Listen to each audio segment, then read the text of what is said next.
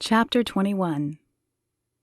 Tyler took a deep breath and adjusted his hat as he stepped out of the limo. The nerves in his stomach fluttered like a kite in the wind, and he wondered if Laney had been as nervous meeting his friends as he was meeting her family. He hadn't expected to be nervous, but Laney's reaction at his ranch had made him wonder if her family might feel the same. "Don't worry, they'll love you," Laney said, as if sensing his unease.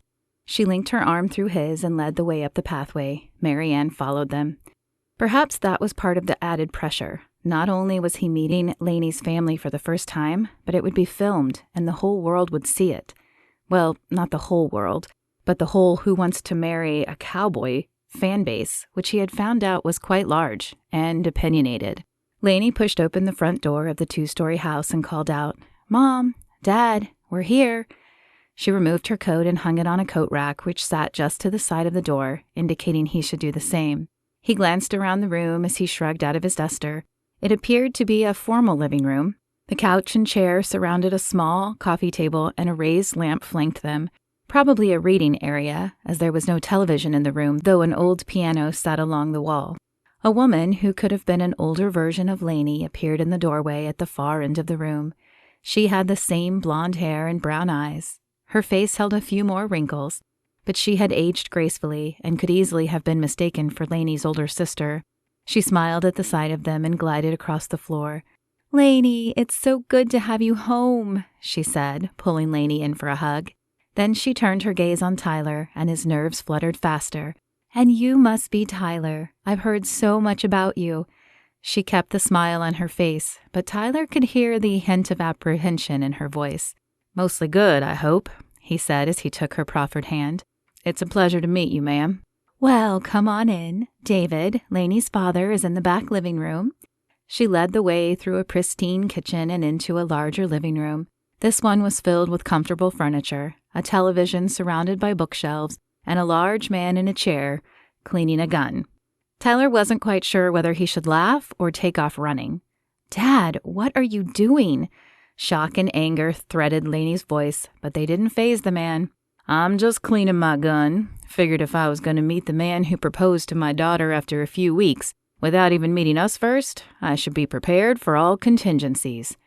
"I am so sorry," Laney said, shaking her head. Tyler figured laughter was the better option, and he smiled and stepped toward her father. "That's quite all right, Laney. I can understand his position. When I have a daughter, I'll probably be just as protective." He held out his hand to the man. "Tyler Hall, sir. Pleasure to meet you, and I apologize for the crazy circumstances of our engagement, but I assure you my heart is in the right place." Her father looked at Tyler's outstretched hand for a moment before setting the gun aside and shaking it. "I appreciate your apology. As for your heart, we'll see how I feel about that at the end of the evening." Tyler nodded and forced a smile, but his nerves now felt like they were in the middle of a hurricane. He didn't think the man would actually shoot him, especially on camera, but it was obvious he would have to earn his respect, and the presence of the gun made that prospect a little more daunting. Laney shook her head as she joined Tyler on the couch. She had known her parents had reservations. She did too, but she had not expected her father to really have the gun out. He had often threatened to greet her boyfriends that way when she was in high school, but she had never found out if he was serious, having never had a boyfriend in high school. And though she had dated in college and after college, those relationships had never lasted long enough to bring them in home to meet her family. "Let's talk about this contract," her father said.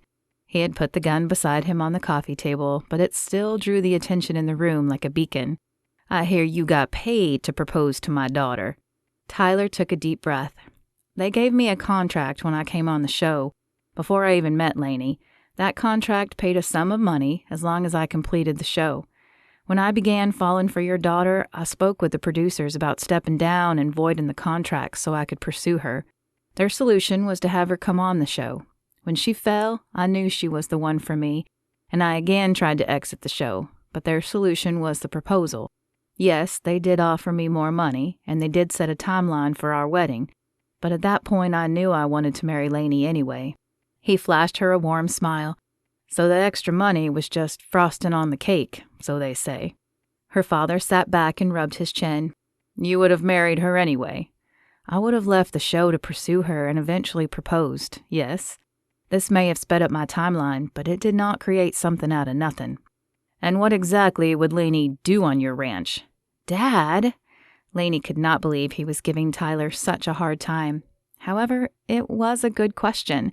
There wasn't much of a need for a makeup artist in his small town. She'll do whatever she wants. I'm not looking for someone to be an assistant on the ranch.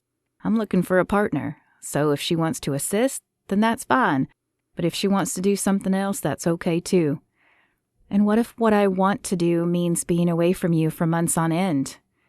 Laney hadn't meant to say the words out loud, but even though she uttered them quietly, Tyler heard them and turned to her. We'll figure it out. If you want to keep doing makeup, we'll figure it out. But Laney wondered if it would be that easy. Working for a studio would mean being gone through filming season at least. Plus, there would be the added cost of living somewhere while working. If she worked for a modeling agency like Madame Bonavich's, then it might be even worse. She'd need to be there full time or have the money to fly back and forth. Laney didn't know how much they had given Tyler, but she doubted it would stretch very far doing that. Tyler, maybe we rush things. Maybe we need to talk about this more. I care about you, but if I keep doing makeup, I might never be there. You want a partner, but what kind of partner will I be if I'm never around? A heavy silence fell in the room as all eyes turned on Tyler. Out of the corner of her eye, Laney saw Mary Ann shake her head, but she wasn't going to pretend everything was okay just for the cameras. Tyler ran a hand through his dark hair. His shoulders rose and then fell with a sigh as if carrying an invisible weight on them. I agree it's not an ideal situation, Laney, but I don't want to give up. God gave me peace about going on the show. He gave me peace about proposing to you. I don't believe he will forsake us now.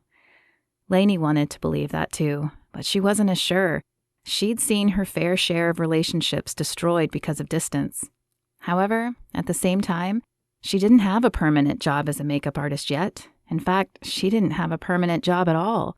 The studio had offered to keep her on for another month or so until the regular girl returned, but after that, she was on her own. Maybe after that time, she could look for a job in Tyler's town. It could pay the bills until she found another makeup job, and maybe if she was lucky, it would be something she enjoyed even more. You're right, she said, squeezing his hand. God brought us this far together. We just have to trust he carries us through.